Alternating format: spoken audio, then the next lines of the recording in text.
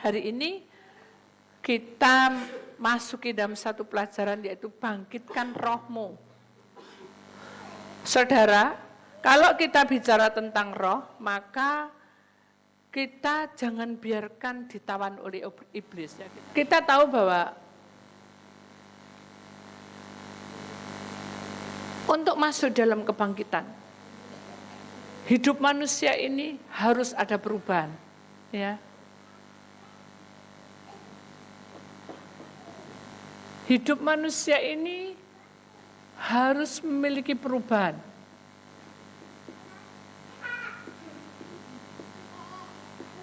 Karena kalau kita masuk dalam perubahan, supaya jelas, tidak terlalu panjang, saudara.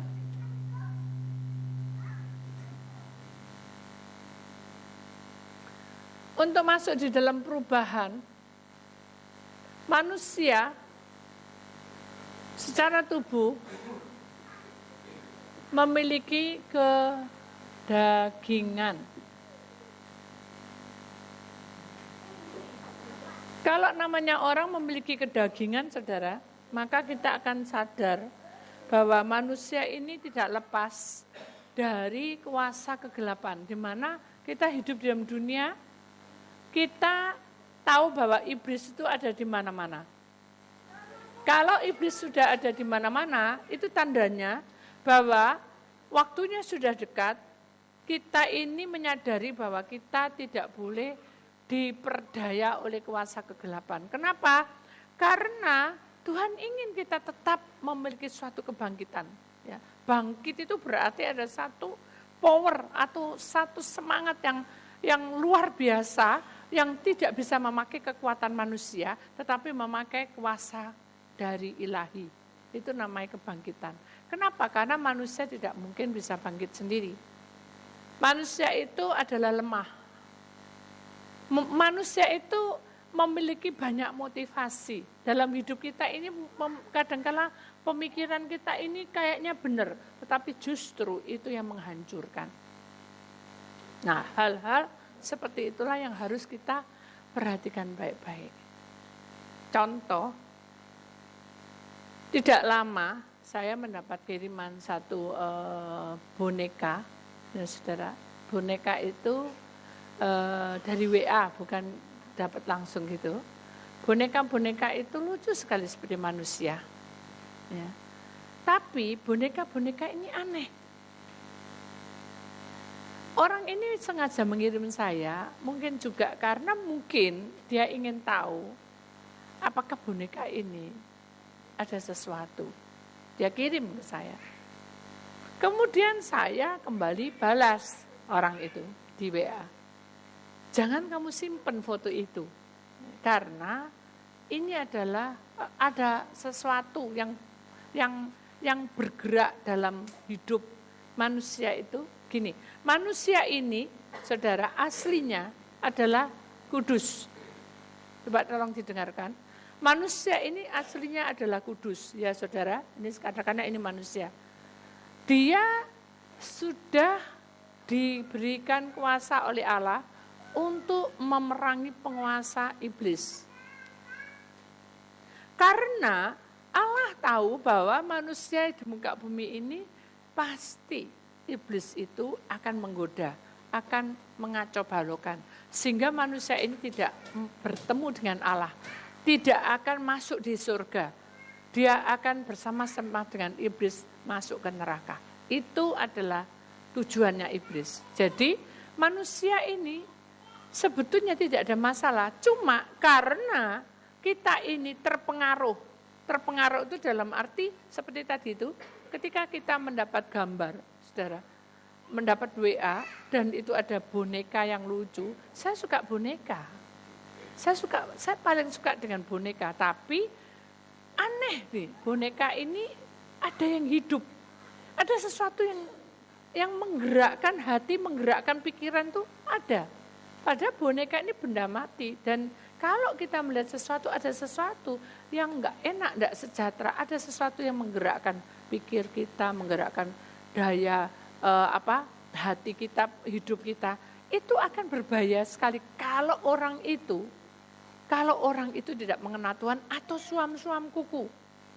Contoh aja, ketika saya melihat boneka itu, kalau saya suam-suam kuku, pasti saya akan beli boneka itu. Mungkin saya tanya berapa harganya. Oh harganya, wah mahal sekali. Wah gitu saya tidak bisa menjangkau. Paling tidak saya bisa memegangnya. Kalau saya sudah megang berarti puaslah, karena mahal. Tidak mungkin saya beli. Tetapi ketika saya melihat boneka itu, merasa tidak sejahtera sekali. Bagaimana kita bisa bangkit hidup kita? Bagaimana kita bisa mengerti bahwa bangkit bersama Tuhan itu, bangkit oleh rohnya, ya, bangkit oleh roh Tuhan itu ada satu gerakan yang membuat kita sadar bahwa ini salah, ini menyimpang, ini tidak boleh, ini jangan diteruskan, ini berdosa. Itu bagaimana caranya? Karena kebangkitan itu akan menggerakkan seperti itu. Jadi kebangkitan itu seperti roda berputar. Kemana arah tujuannya itu berputar. Kalau kebangkitan dari Allah, pasti tujuannya menuju keselamatan. Roda itu berputar menuju keselamatan. Perjalanan kita itu menuju keselamatan. Tapi kalau kita itu bukan di pihaknya Allah, kebangkitan yang kita alami itu kebangkitan yang fana, kebangkitan yang dunia punya, di mana kekayaan, harta benda, kemudian magic, sesuatu kekuatan yang dahsyat tetapi bukan dari Allah, itu bisa iblis menciptakannya atau mengadakannya. Nah, seperti itulah yang membuat kita tidak tahu bahwa sesungguhnya itu akan terpengaruh kita. Karena itu ada rohnya, maka saya bilang, saya tidak mau. Akhirnya saya tumpang tangan, saya doa, kemudian saya hapus. Saya hapus, tidak lama kemudian ada orang juga kirim lagi ke saya. Lebih banyak, tadi itu satu, ini lebih banyak. Dan sebelum saya membukanya, saya bertanya sama Tuhan, Tuhan sudah tak hapus gambar ini. Tapi mengapa kok tambah dikasih lebih banyak? Kalau kita logika, oh ya ini ya. Saya tahu Tuhan punya rencana. Akhirnya saya berdoa, Tuhan tunjukin. Ternyata boneka-boneka ini, saudara, dikasih makan. Ya. Kayak manusia. Kasih makan, kasih permen, kasih coklat. Kalau kamu mau kasih agar-agar, kasih agar-agar. Jadi kayak manusia. Padahal dia benda mati. Tapi ada kedahsyatannya katanya. Ada sesuatu yang kuat di situ. Padahal saya tahu bahwa itu ada sesuatu yang terisi. Jadi boneka itu ada sesuatu.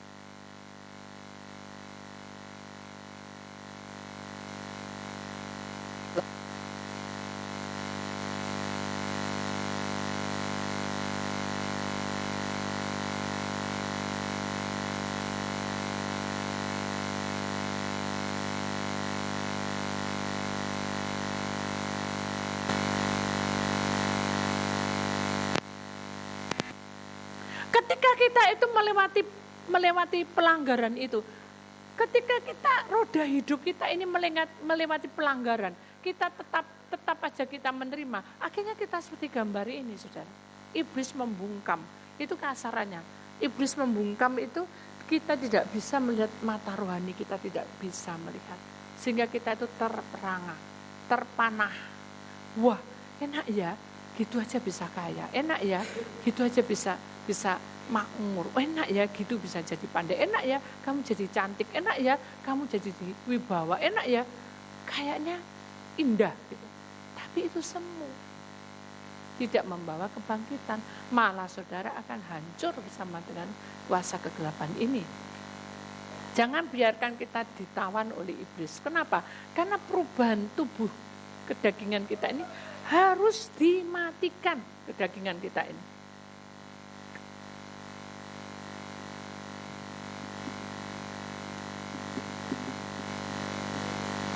Apa maksudnya dimatikan? Apa kita harus bunuh diri? Bukan. Namanya dimatikan ini secara roh, saudara. Karena kita bicara roh, maka kita akan tahu bahwa dimatikan secara roh, saudara. Kenapa? Karena itu akan membelenggu kita seperti gambar yang kamu lihat itu. Dia akan membungkam kita sehingga kita akan menjadi ngedrop, turun. Ya. Itu berbahaya sekali. Ada seorang gadis yang tadinya itu ceria sekali, pendiam tapi ceria, enggak punya musuh, pokoknya baiklah. Satu ketika dia muntah darah, mimisen muntah darah, karena dia ketakutan orang tuanya dibawa ke dokter. Dia dibilang apa? Kamu kena kanker DBC. Waduh, cantik-cantik ya, kok jadi kena kanker DBC? Maksud si gadis ini mengungkapkan perasaannya itu supaya bukan minta belas kasih. Ayo kita itu menjadi saudara, saling memperhatikan. Kesehatan itu sangat penting. Tapi dengan gadis ini bicara dengan si A, bicara dengan si B, semua teman-temannya menjauhinya karena takut ketularan. Terus bagaimana kehidupan gadis ini? Kalau kita tahu bahwa kita harus bangkit dengan rohnya, roh kita ini bangkit bersama dengan Tuhan, maka kita harus melewati semua itu.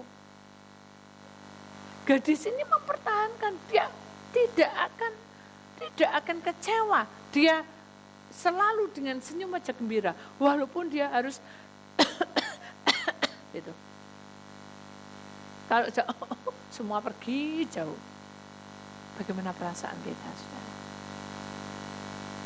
Tapi gadis ini bertahan sampai 1 tahun, dia minum obat sampai 1 tahun. Dengan seiringnya waktu, karena beban gadis ini berat, hidupnya agak kacau, ya. Rumah tangga orang tuanya hampir bercerai. Dia memiliki banyak saudara-saudara, tapi tidak ada yang mendukungnya.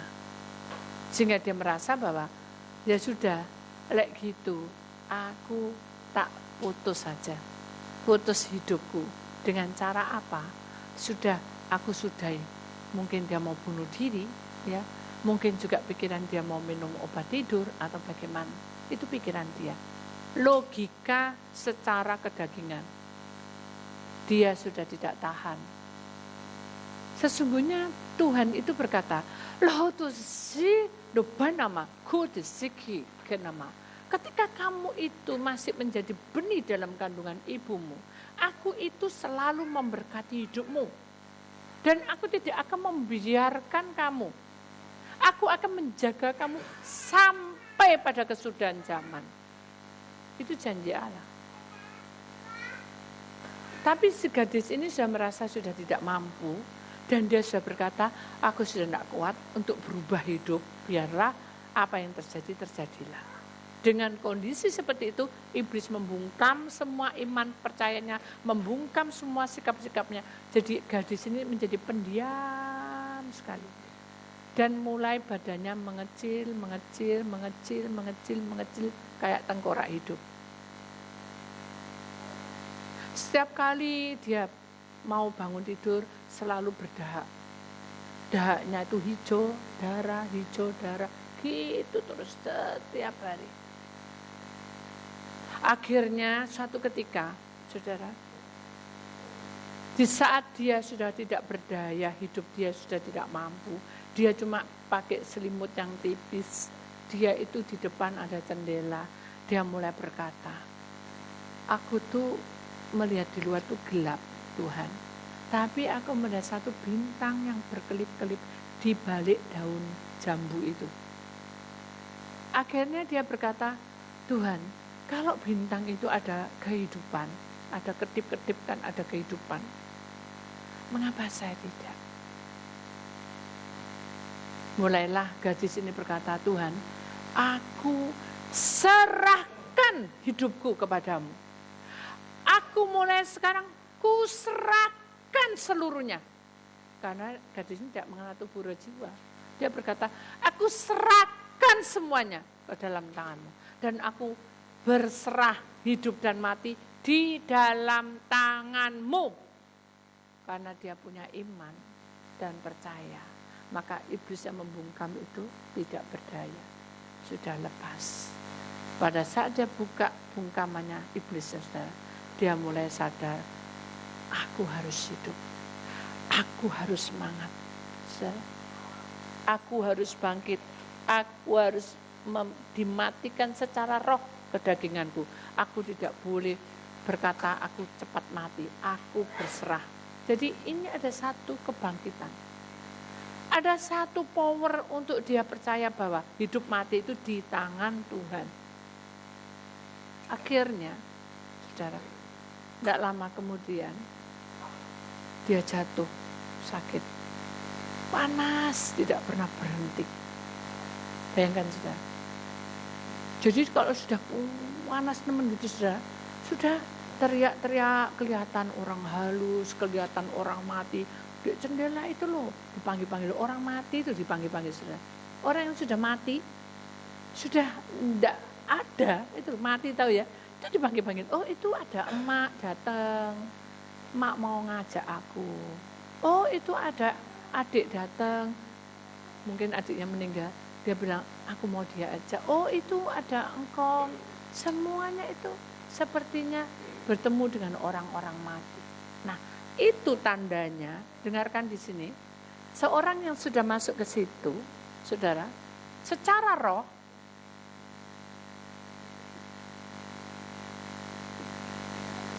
ini alam sadar.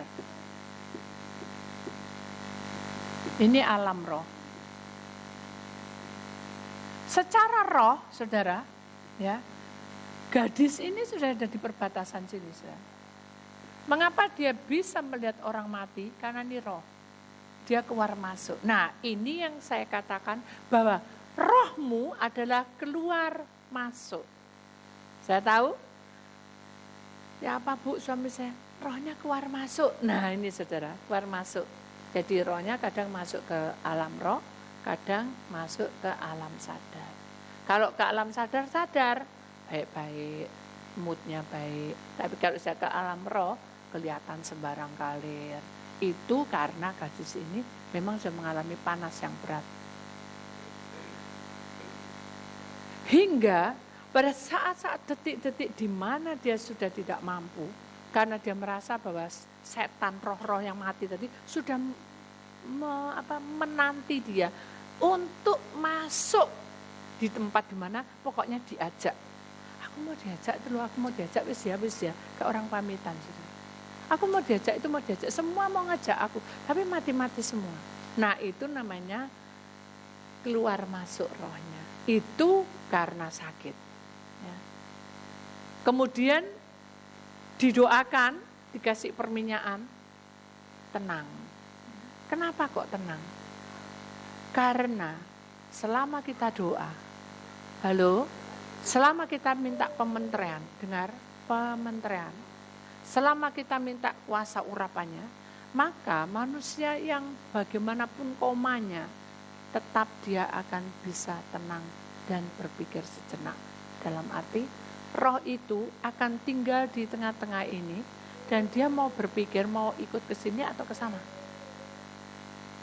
Nah, kalau roh itu mau mengikuti alam sadar, kalau orang sakit sudah koma dan tidak sadar, kalau ini kan sadar gadis ini. Kalau tidak sadar, maka rohnya dikembalikan masuk ke alam sadar dan barulah rohnya ditanyain, kamu bagaimana? Maumu apa? Itu dalam roh. Kita bisa doa seperti itu, saudara. Karena itu adalah talenta penglihatan. Tuhan izinkan semua. Nanti roh yang sakit itu bilang, aku tidak mau. Aku sudah ikut Tuhan aja. Aku sudah capek di dunia ini. Ada lagi yang bilang, aku mau hidup. Kalau Tuhan izinkan, aku mau hidup. Padahal ini udah busuk semua, saudara. Udah berbau semua, saudara. Kita jarak jauh sudah kayak, maaf ya saudara, bangkai. Darah yang busuk, tahu ya? Masih gitu kan? Tapi ini pelayanan, masa Pak, saya mau doakan, enggak mungkin toh. Atau saya mau doa, lucu kan saudara? Ya kita mau enggak mau, ambil nafas, keluar masuk, ya kan? Tapi jangan, bangkai masuk, keluar, itu dari Tuhan. Bangkai. Ya kalau saudara mikir gitu ya enggak bangkit-bangkit. Karena kita pelayanan ya kita lewati, masuk, bau enggak enak. Terima kasih Tuhan, tak serana orang yang itu. Terima kasih Tuhan, bentang itu tidak ada, baksir, tidak ada saudara. Kalau Tuhan izinkan, pasti Tuhan buka. Makanya kalau pergi tanya dulu sama Tuhan. Kalau enggak ketularan, betul enggak? Aku mau di sana, sudah doa sama Tuhan? Belum. Nah terus kenapa? Enggak tahunya aku ketularan. Loh, salah sendiri. Makanya harus berdoa dulu. Amin. Kalau saya mau bangkit, berdoa dulu. Supaya Tuhan ikut campur tangan. Bangkit itu tandanya Tuhan menyertai kita. Akhirnya begitu sudah didoakan saudara, si gadis ini tadi tenang, ini dia mengambil keputusan. Karena hamba Tuhan ini juga tidak tahu dunia roh, taunya hanya pengurapan, ya sudah, hanya si gadis ini mengambil keputusan, ya sudah, aku mau mengiring Tuhan selama-lamanya. Tapi saya tidak tahu bagaimana caranya. Tuhan mendengar, halo? Tuhan mendengar. Tapi bukan hanya itu aja, kadang ada orang yang, ya sudah mah, aku sudah janji tidak mau melanggar lagi, aku tidak mau pergi ke TO Gleng lagi, tapi aku sungguh-sungguh mau melayani, aku mau sungguh-sungguh bekerja melayani engkau, saya sebagai seorang kepala rumah tangga. Ada yang gitu sih.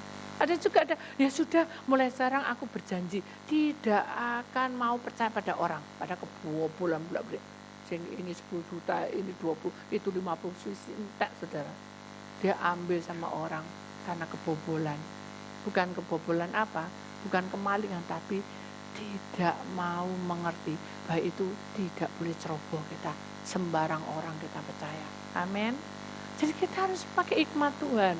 Akhirnya dengan sukacita gadis ini melewatinya. Ada kebangkitan? Ada kebangkitan? Ada. Akhirnya bangkit dan sembuhlah gadis itu. Puji Tuhan.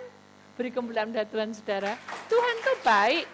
Kalau kita mematikan secara roh, itu berarti kita harus mengambil keputusan karena kita tidak ada di sini. Kita itu ada di sini. Kalau kita ada di sini, maka ibu-ibu, bapak-bapak yang mengalami masalah, jangan mau ada di tempat alam sadar dan alam roh. Rohnya keluar masuk. Kalau roh keluar masuk begini adalah suam-suam kuku. Siapa yang datang? Halo? Siapa?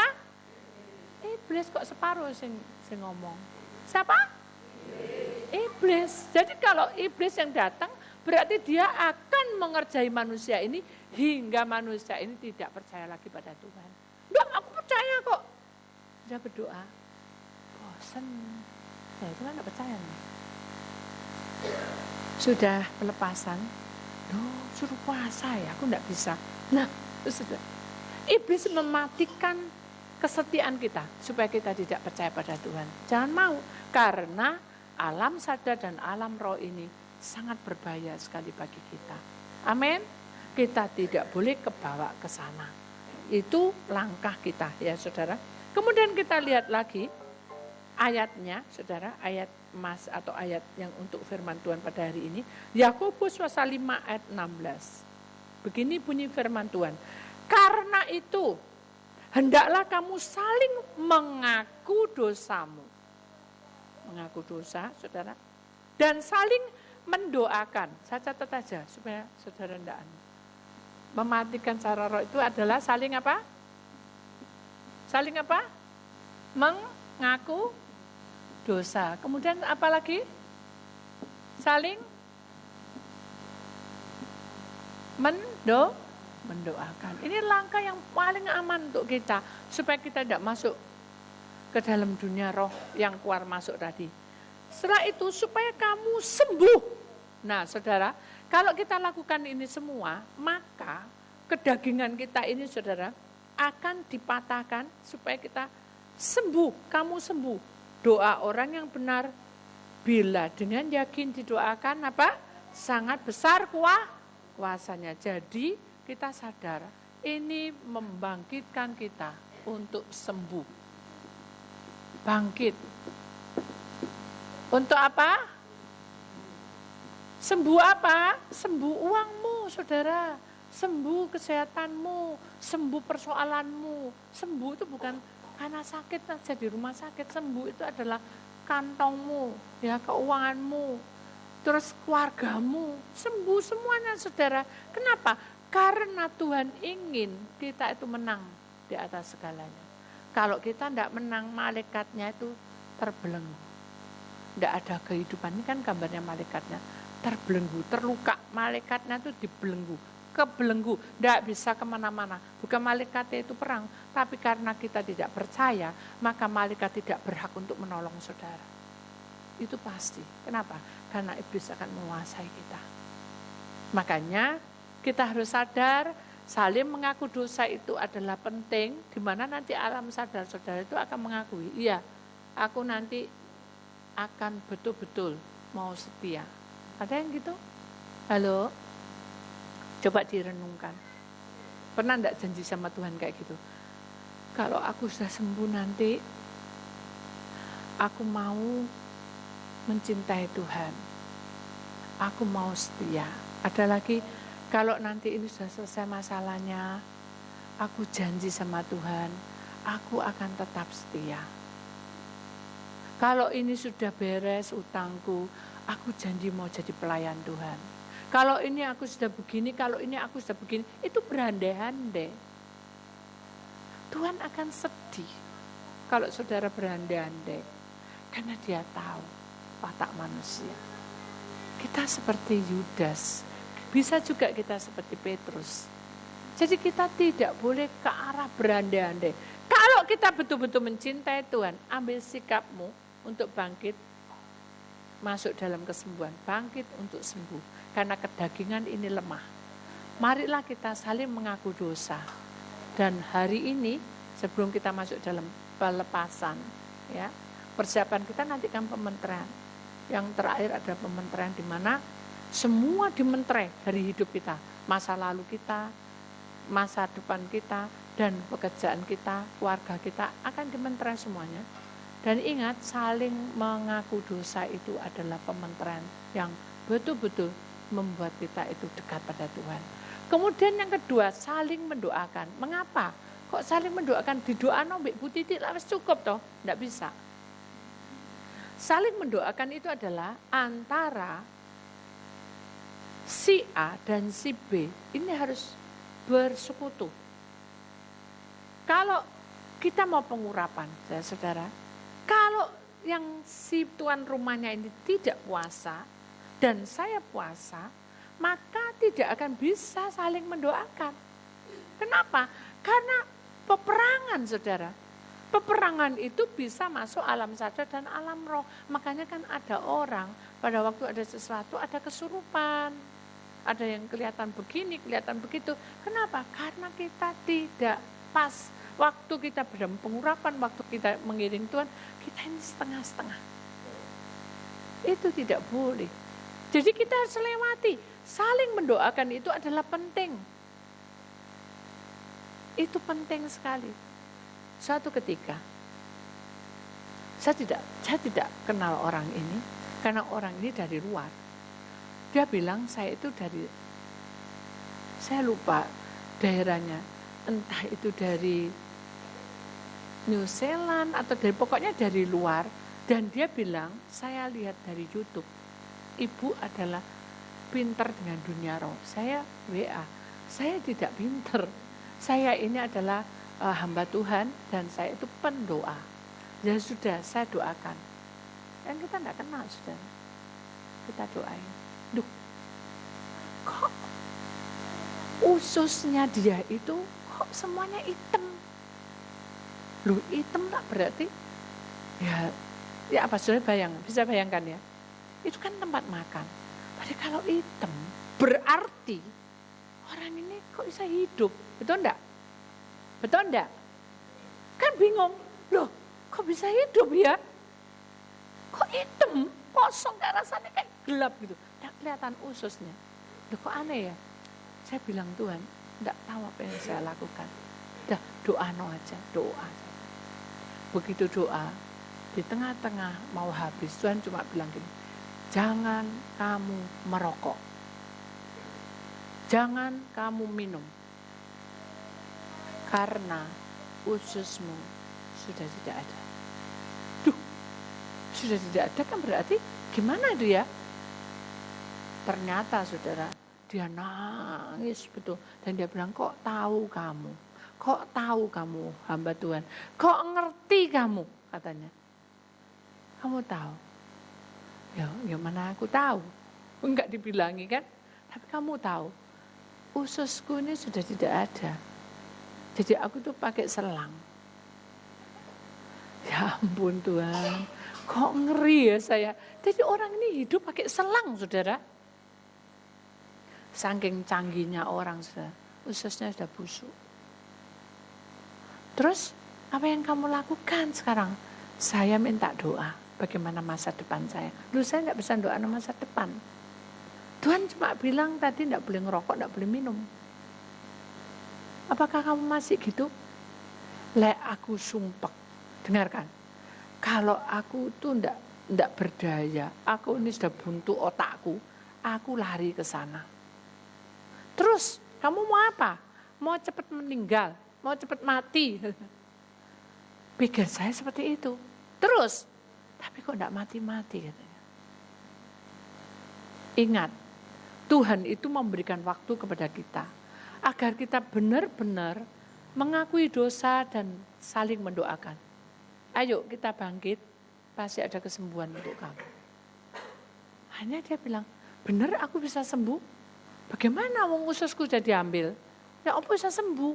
Loh, Tuhan itu berkuasa. Tapi saya tidak tahu bagaimana penyembuhannya. Yang penting penyembuhan itu adalah kamu tidak minum dan tidak ngerokok. Ya sudah, aku mau didoakan. 1 minggu doa terus saudara. Oke, bagus. Dia senang sukacita, dia cerita, saya pergi ke gereja ini. Cerita tentang kesaksian dia, ada sukacita. Hari ke-8, tidak telepon. Hari ke-9, tidak telepon. Hari ke-10, tidak telepon. Lama-lama sudah kurang lebih 15 hari, kalau tidak 10 hari. Jadi 20 hari sudah. Ditelepon. Dan dia suaranya kecil sekali. Dan dia bilang apa? Aku sudah tidak ada waktu. Bantu aku doa rohku supaya bertemu dengan Tuhan. Loh kok enak sudah. Jadi kalau sudah melanggar ketemu dengan Tuhan, nang cepat selesai. Iya kan? Saya bilang tidak bisa seperti itu. Kamu harus mengaku dosa dulu. Baru kita saling mendoakan. Amin. Nah, ini kadang-kala terjadi pada suami istri. Tapi saudara harus tahu bahwa ini juga kesaksian. Saya lanjutin ini dulu baru nanti suami istri. Saya bilang, ayo kita doa. Begitu doa. Para malaikat itu sudah ada di kiri kanan. Saudara. Karena ini sudah, orang bilang itu sudah koma dan tidak ada sesuatu kehidupan. Ini kiri kanan sudah. Tapi tidak ada pencabut nyawa. Malaikat yang membawa buku yang berkata namanya dipanggil untuk masuk. Tidak ada.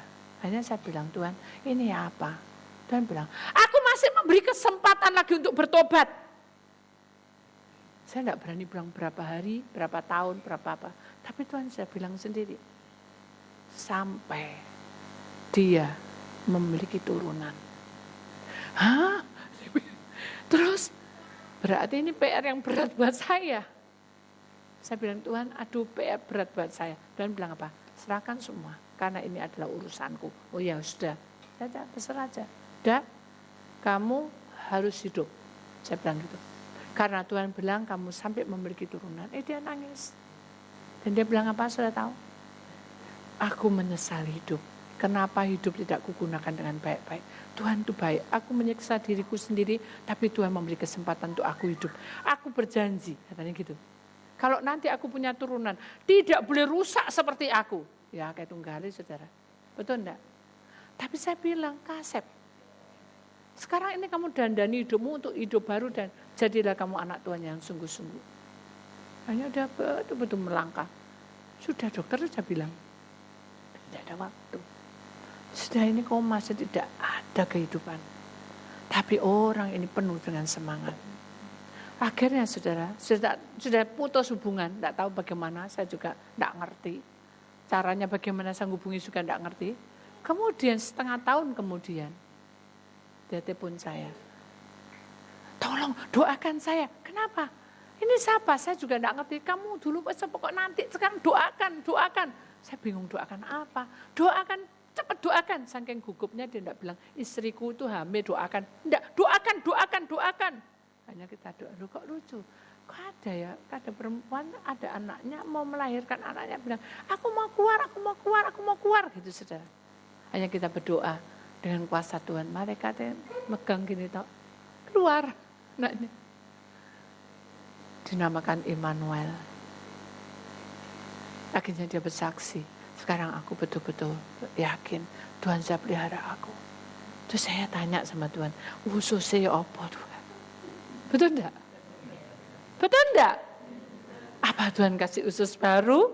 Iya kan? Itu satu pertanyaan buat hambanya. Tapi dia ngomong sendiri, walaupun, dengarkan, usus saya tidak ada, tapi saya mampu punya anak.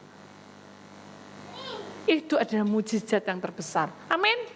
Tuhan berkuasa atas setiap pribadi manusia. Kalau kita sungguh-sungguh masuk dalam pengakuan dosa, saling mendoakan, bangkit untuk sembuh itu pasti ada. Walaupun harus dialami, ususnya tidak berguna.